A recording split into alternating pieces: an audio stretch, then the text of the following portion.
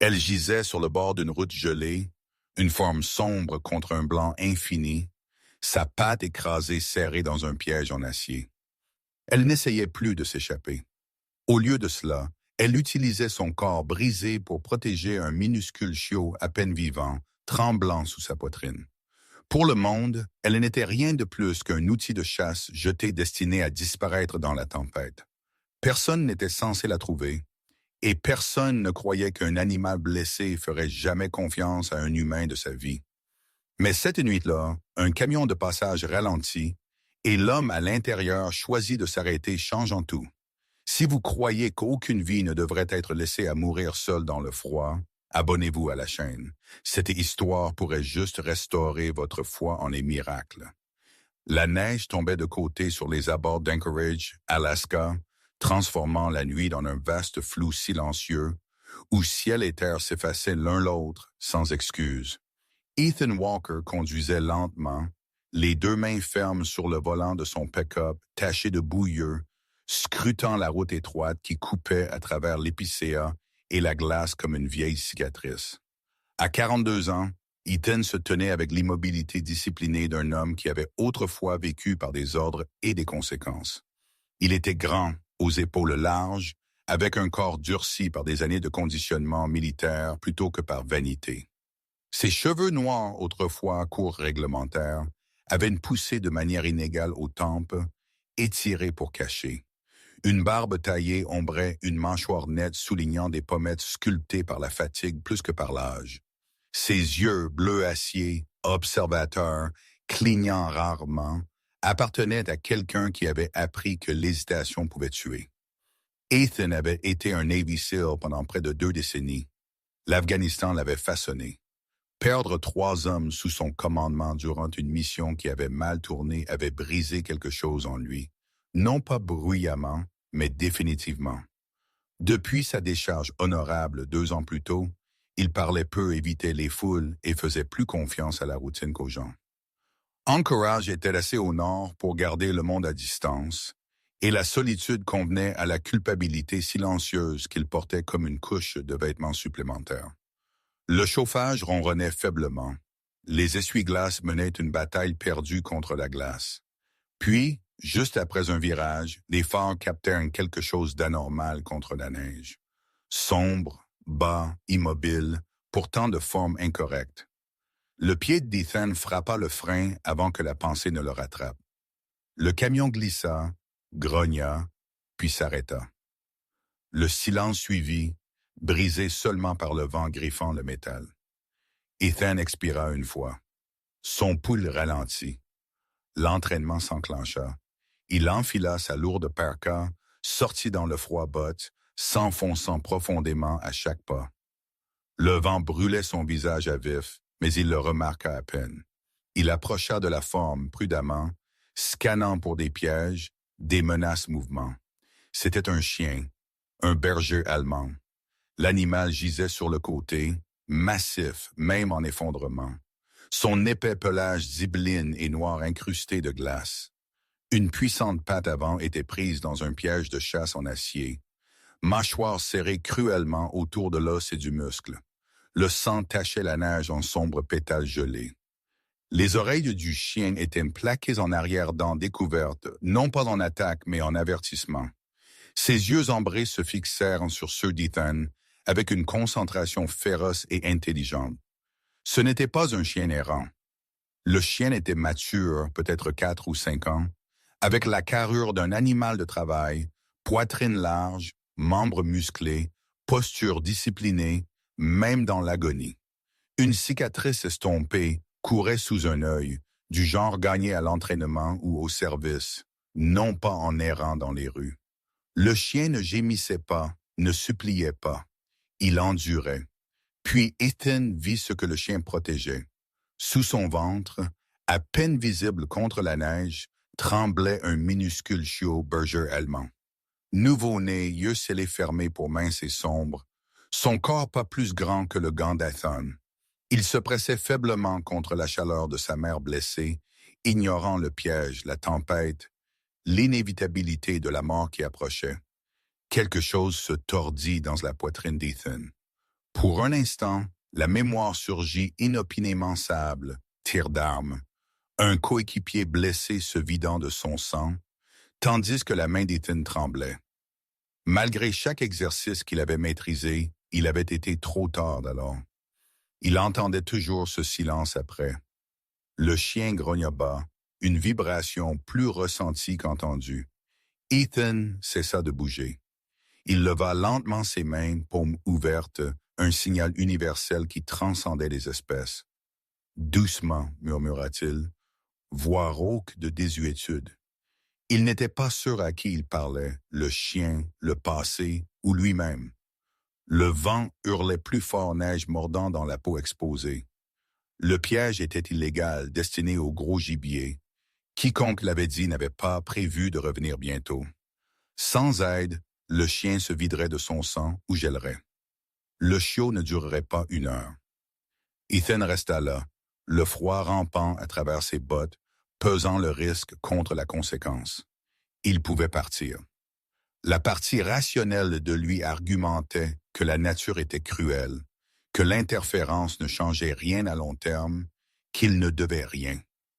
Mais le soldat en lui, l'homme qui avait autrefois juré de ne jamais abandonner les siens, refusa de reculer.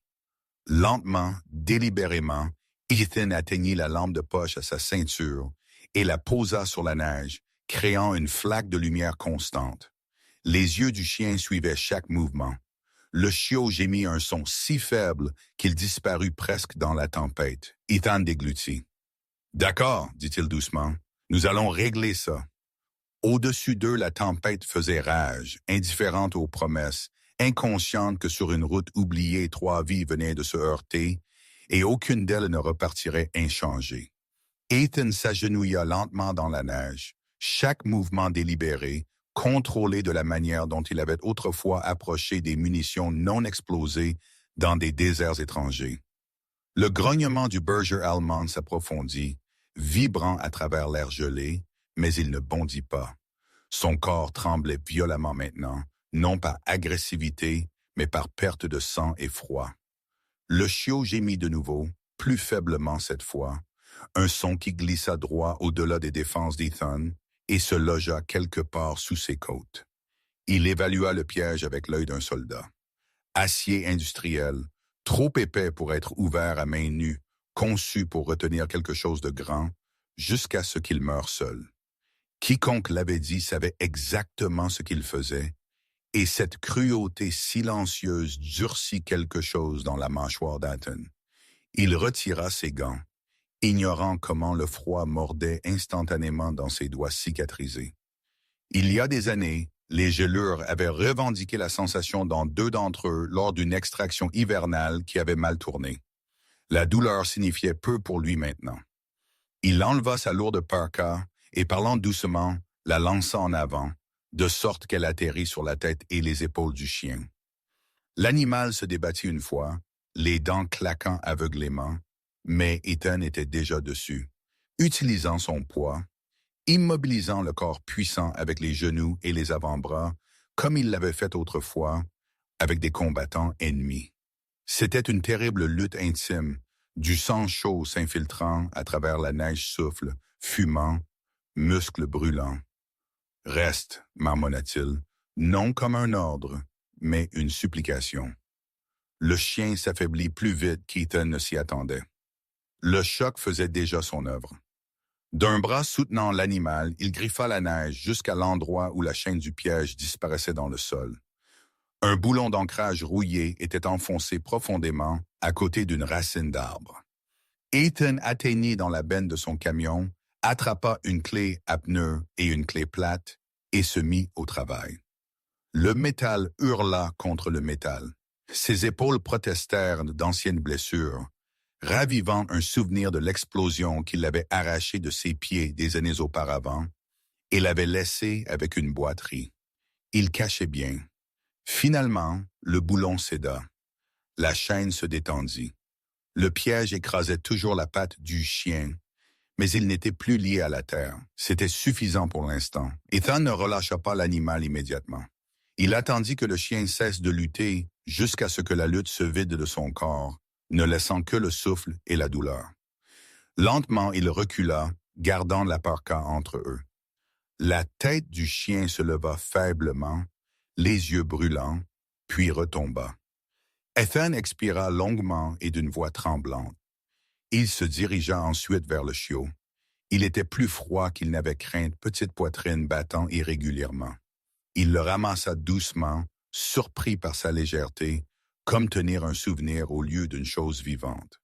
Sans réfléchir, il le glissa à l'intérieur de son pull contre sa peau nue. Le choc du froid le fit siffler, mais le chiot se pressa plus près instinctivement, cherchant la vie. Il retourna vers le chien blessé, se prépara, et avec un grognement né de l'épuisement et d'une volonté tenace, traîna le corps lourd vers le camion. Le berger allemand pesait au moins 80 livres, tout muscle et os. Au moment où Ethan le hissa dans la benne, sa vision nageait et son souffle venait par à-coups irréguliers. Il couvrit le chien d'une bâche, la fixant juste assez pour empêcher le mouvement, puis monta dans la cabine, berçant le chiot sous sa veste. Le moteur tourna, puis il toussa, puis il mourut. Le silence s'abattit plus lourd que des coups de feu. Ethan reposa son front contre le volant. Pendant un instant, juste un, il envisagea de rire. Bien sûr, cela arriverait. Dehors, la tempête s'intensifia à neige, engloutissant la route derrière lui. Il vérifia le chiot, respirant encore à peine. Il regarda en arrière par la fenêtre arrière, la forme couverte d'une bâche dans la benne. Laisser le chien là le tuerait. La porter à l'intérieur de la cabine était dangereux. Il pesa les risques comme il l'avait toujours fait, les empilant soigneusement dans son esprit. Puis il ouvrit la porte. Il traîna le chien blessé sur le siège passager, manœuvrant des membres raides dans l'espace exigu. La cabine se remplit de l'odeur de fourrure mouillée, de sang et de terre sauvage. Le chien bougea mais n'attaqua pas. Ethan ferma la porte, les scellant ensemble. « D'accord, dit-il doucement.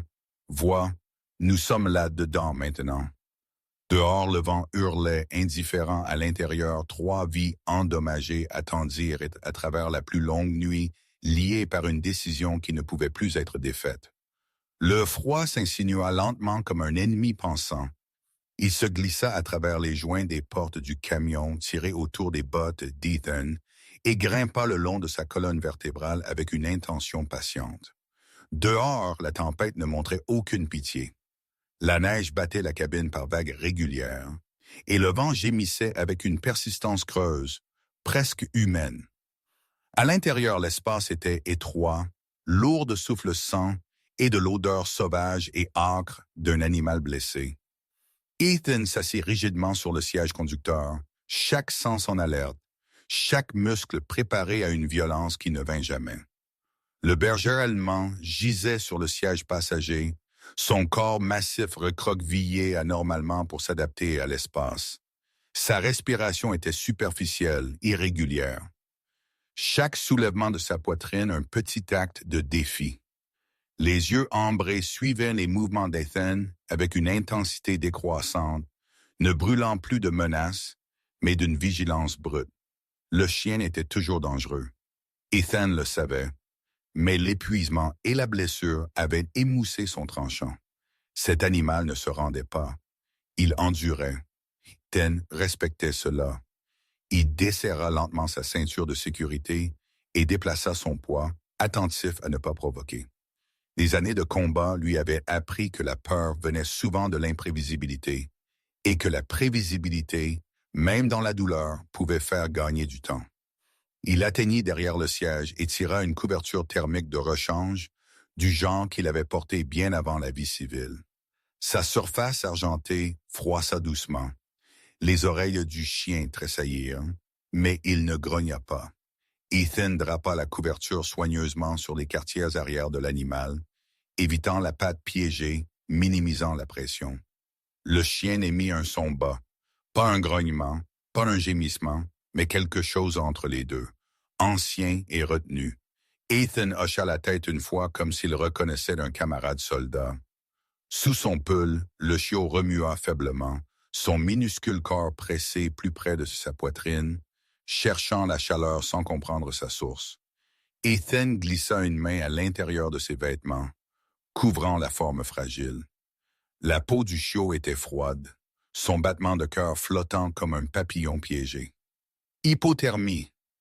Il l'avait vu avant chez les hommes, pas les animaux. Mais le froid ne discriminait pas. Il se rappela une patrouille de nuit dans les montagnes il y a des années, tenant la pression sur une blessure pendant que la neige tombait juste comme cela, blanche et infinie. Il se rappela le silence après. « Pas ce soir », murmura-t-il, voix à peine audible. Il se tordit sur son siège et atteignit l'arrière pour une bouteille d'eau en plastique vide. Ses mouvements étaient plus lents maintenant, la fatigue le tirant. Dehors, le bloc moteur tenait encore la chaleur résiduelle. Il entr'ouvrit le capot, douet, brûlant, tandis qu'il siphonnait du liquide de refroidissement chaud dans la bouteille, attentif à ne pas renverser. Quand il retourna à la cabine, il enveloppa la bouteille dans un chiffon et la plaça sur le sol près du corps du chien, une petite île de chaleur dans la froide coquille métallique. Puis, il se concentra sur le chiot. Ethan dézippa entièrement son pull et enleva son sous-vêtement thermique malgré la morsure immédiate du froid contre sa peau. Il pressa le chiot directement contre sa poitrine nue peau à peau, le recouvrant de nouveau avec des couches de tissu.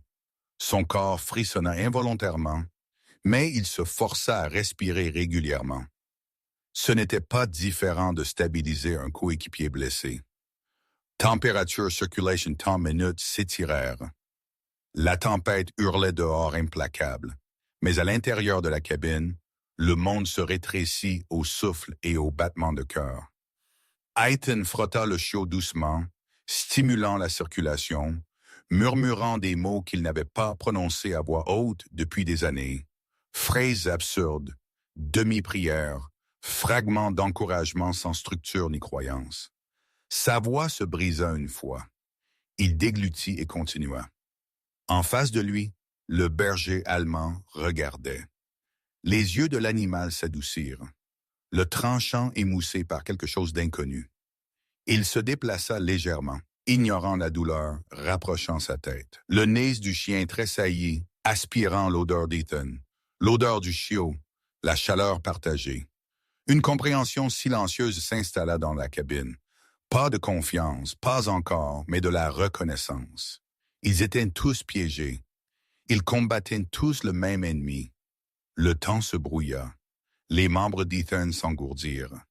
Ses dents claquèrent, mais il ne s'arrêta pas. Puis, sous sa paume, il le sentit une faible contraction. Puis une autre. Le chiot laissa échapper un son fin et brisé, pas plus fort que le grincement du métal qui s'installait. Ethan se figea, craignant d'espérer. La minuscule poitrine se souleva plus pleinement cette fois, un souffle réel. Il expira d'une voix tremblante, un son pris quelque part entre un rire et un sanglot. Il vérifia la couleur du chiot. Moins bleu maintenant, plus de vie. À travers la cabine, le berger allemand leva la tête avec effort et laissa échapper un gémissement doux et brisé. Ethan rencontra son regard. « Oui, murmura-t-il, je le vois aussi. » Dehors, la tempête faisait rage indifférente. À l'intérieur, la chaleur luttait, fragile mais réelle. La nuit n'était pas finie, mais quelque chose avait changé. Aucun d'eux n'était plus seul. L'aube arriva silencieusement sans couleur ni chaleur filtrant à travers les fenêtres givrées du camion, comme une mince promesse grise plutôt qu'un soulagement. Ethan se réveilla avec la nuque raide et les mains engourdies, son souffle embu en l'air par de courtes bouffées. Pendant un instant, il ne se rappela plus où il était. Puis le poids contre sa poitrine se déplaça, et la réalité se réinstalla. Le chiot gisait blotti à l'intérieur de son pull, petit et chaud maintenant, sa respiration plus régulière, son minuscule corps se levant et tombant avec une détermination fragile. Un soulagement relâcha quelque chose dans la poitrine d'Ethan qu'il n'avait pas réalisé être serré. En face de lui, le berger allemand bougea. Les yeux du chien s'ouvrirent pleinement pour la première fois depuis la nuit précédente. Ils étaient encore vifs, mais le tranchant fiévreux s'était émoussé, remplacé par l'épuisement et la douleur, tenu derrière une retenue obstinée. La patte blessée resta piégée dans les mâchoires d'acier, gonflée et sombre, mais le saignement avait ralenti. Ethan savait que sans les soins appropriés, l'infection l'emporterait ou le chien assez tôt. Il s'étira prudemment, les articulations protestant. Son reflet dans le rétroviseur le surprit. Yeux non rasés, peau injectée et de sang grise de fatigue. Il semblait plus vieux que ses 42 ans, usé par une nuit qui avait épluché toute dosseur civile qu'il prétendait encore avoir. Dehors, la tempête s'était affaiblie. Le vent ne hurlait plus. Il marmonnait. Des congères bloquaient toujours la route, mais la visibilité s'était améliorée. Ethan sortit du camion-botte, croquant bruyamment dans le froid cassant. Il scanna la ligne d'arbres, puis la route. Aucun mouvement. Il remonta et atteignit le téléphone satellite rangé sous le siège, une vieille habitude des déploiements qu'il n'avait jamais perdue. La batterie vacilla mais tint. Le signal traversa mince et distordu. Il composa le seul numéro qui avait du sens. La voix qui répondit était calme, mesurée et indubitablement habituée à la crise. Urgence vétérinaire d'Anchorage. Ici, Dr. Sarah Collins. Sarah Collins sonnait exactement comme quelqu'un qui avait appris à rester composé sous pression. Quand Ethan la rencontra plus tard, il verrait une femme au début de ses 50 ans, grande et mince, avec des cheveux gris fer tirés en un nœud pratique à la base de son cou. Sa peau était tannée par les hivers alascains, pâle mais résiliente, et son visage portait de fines lignes qui parlaient non pas d'âge, mais d'années passées à loucheur dans les lumières chirurgicales et les blizzards de même. Elle s'habillait sans vanité, privilégiant les gros pulls et les bottes usées, et ses yeux noisettes constants manquaient très peu. Veuve jeune, la rumeur disait que Sarah avait versé son chagrin dans des animaux, que personne d'autre ne toucherait chien de traîneau blessé, race de travail abandonnée, faune qui brouillait la ligne entre animal de compagnie et sauvage. Elle écouta tandis qu'Ethan expliquait ces mots, factuels coupés trahissant le soldat toujours câblé dans son discours. Elle n'interrompit pas. Quand il finit, il y eut une pause, puis une douce expiration. « Vous avez fait la bonne chose, dit-elle, mais vous ne pouvez pas le garder là. Cette patte a besoin de chirurgie. Le chiot a besoin de chaleur et de lait. J'envoie quelqu'un. » Moins d'une heure plus tard, un grondement bas coupa le silence. Une autoneige du service des parcs apparut en vue.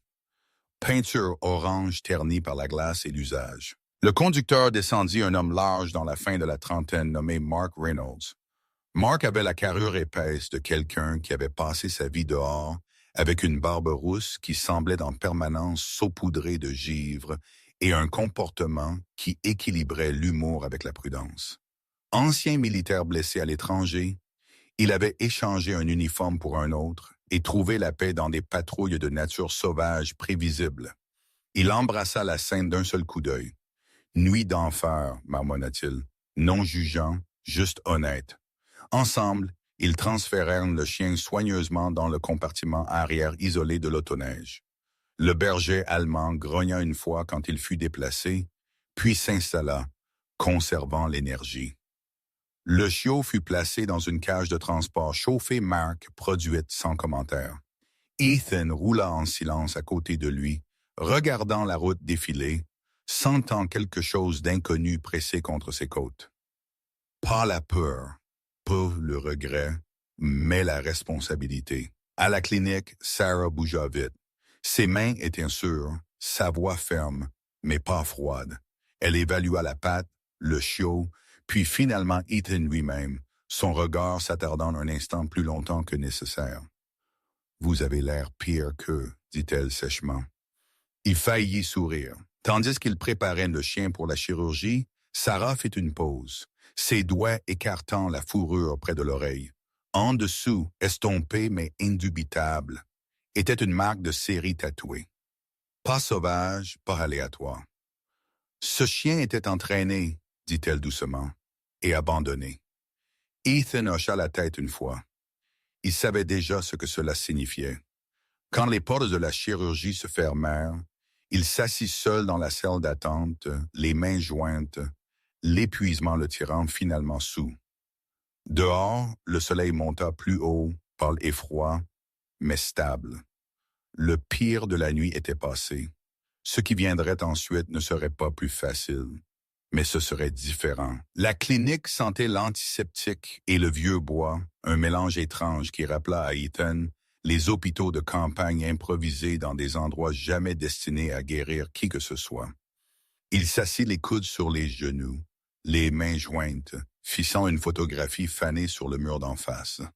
Une Sarah Collins plus jeune souriant à côté d'une équipe de chiens de traîneau, ses yeux brillants d'une manière que le temps avait adouci mais non effacé. La lumière de la chirurgie derrière la porte fermée brillait constamment, indifférente aux heures où Ethan avait été éveillé. Pour la première fois depuis qu'il avait quitté le service, il sentit la tension familière de l'attente sans mission pour le distraire, sans ordre à suivre. Cette attente était personnelle. Quand Sarah émergea finalement, elle tira son masque vers le bas et laissa échapper un lent souffle. De près, elle semblait plus petite que sa voix ne l'avait suggéré, grande mais légèrement courbée par des décennies penchées sur des tables d'opération.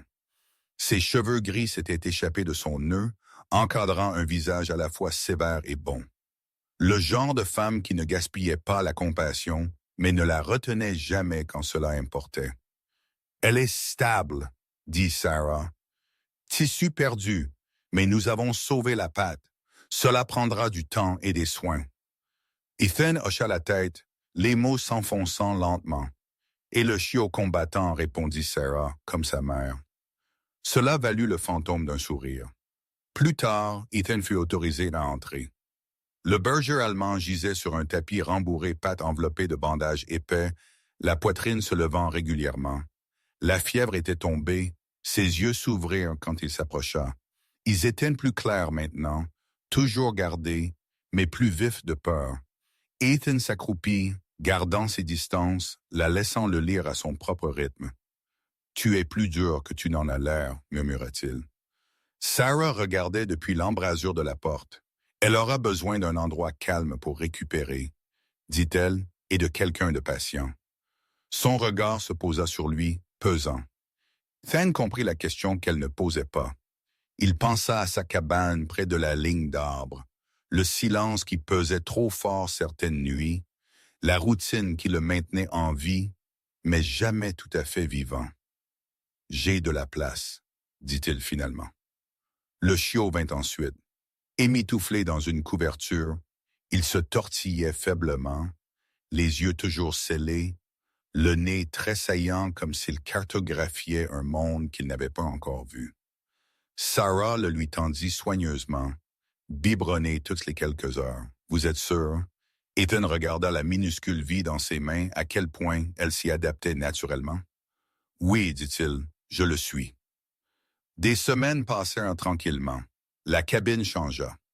Là où il n'y avait eu autrefois que le bourdonnement du vent et le grincement du bois qui s'installait, il y avait maintenant de doux mouvements, le grattement de griffes sur les planchers, la respiration rythmée de deux animaux apprenant à faire confiance à nouveau. Ethan nomma le chien Ombre pour la façon dont elle le suivait à une distance prudente, toujours présente, toujours observant. Le chiot qu'il appela Echo parce qu'il répondait à tout ce que faisait Ombre. Un reflet plus petit avec des pattes maladroites et des oreilles surdimensionnées. Ombre guérit lentement. Elle était disciplinée, méthodique, clairement entraînée. Elle répondait aux signaux de la main, maintenait le contact visuel, attendait la permission. Mais il y avait aussi des dégâts. Les bruits forts la faisaient tressaillir. Les mouvements soudains abaissaient son corps, prêt à fuir ou à se battre. Ethan le reconnut immédiatement. Il bougea avec soin, parla doucement, laissa les routines se former. La confiance grandit, non par de grands gestes, mais par la répétition. Echo grandit plus vite. Son pelage s'assombrit, ses pattes se renforcèrent, et sa curiosité s'épanouit en malice. Il chassa les flocons de neige, trébucha sur ses propres pieds et dormit recroquevillé contre le flanc d'ombre. Les regardant ensemble, Ethan sentit quelque chose s'apaisser en lui. Une tension avec laquelle il avait vécu pendant des années, se relâchant juste assez pour respirer. Sarah rendit visite une fois, conduisant dans son SUV cabossé. Elle regarda Ethan travailler avec les chiens, ses yeux perçants, ne manquant rien. « Vous êtes bon à cela, dit-elle. Vous le savez. » Il haussa les épaules. « Ils m'apprennent. » Par un matin clair des mois plus tard, Ethan se tint dehors, le souffle s'élevant dans le froid tandis que le soleil rampait sur les arbres. Ombre s'assit à côté de lui, solide et calme. Echo à ses pieds, la queue battant avec enthousiasme. Ethan le sentit alors, pas la paix exactement, mais la direction. Il n'était plus seul. Il ne faisait pas que survivre. Il avait une meute, et pour la première fois depuis longtemps, cela semblait suffisant. Parfois, les miracles n'arrivent pas avec le tonnerre ou la lumière du ciel. Parfois, ils viennent tranquillement enveloppés dans la neige déguisée en responsabilité, douleur et un choix de rester quand il serait plus facile de partir. Dans les moments les plus sombres, Dieu n'enlève pas toujours la tempête, mais il place une vie sur notre chemin et demande ce que nous ferons avec l'amour encore laissé dans nos mains. Ethan ne sauva pas Ombre et Echo parce qu'il était sans peur ou parfait. Il les sauva parce que la compassion parla plus fort que la peur. Et en faisant cela, Dieu rendit quelque chose qu'Ethan pensait avoir perdu pour toujours but. Peut-être est-ce ainsi que la grâce fonctionne dans la vie de tous les jours. Non pas en changeant le monde tout d'un coup, mais en changeant un cœur, une décision, un acte de miséricorde à la fois. Si vous regardez ceci et vous sentez fatigué, oublié ou blessé par la vie, souvenez-vous de ceci. Personne n'est placé sur votre chemin par accident. La gentillesse que vous donnez peut devenir le miracle pour lequel quelqu'un d'autre prie. Et parfois, cela devient le miracle qui vous sauve, vous aussi. Si cette histoire a touché votre cœur, s'il vous plaît, partagez-la avec quelqu'un qui a besoin d'espoir aujourd'hui. Laissez un commentaire et dites-nous d'où vous regardez. Nous lisons tout le monde. Et si vous croyez que l'amour, la foi et les deuxièmes chances comptent encore, abonnez-vous à la chaîne afin que nous puissions continuer à raconter des histoires qui guérissent. Que Dieu vous bénisse, vous protège et marche à vos côtés à travers chaque tempête. Qu'il accorde de la chaleur à votre maison, la paix à votre cœur et la lumière à votre chemin. Amen.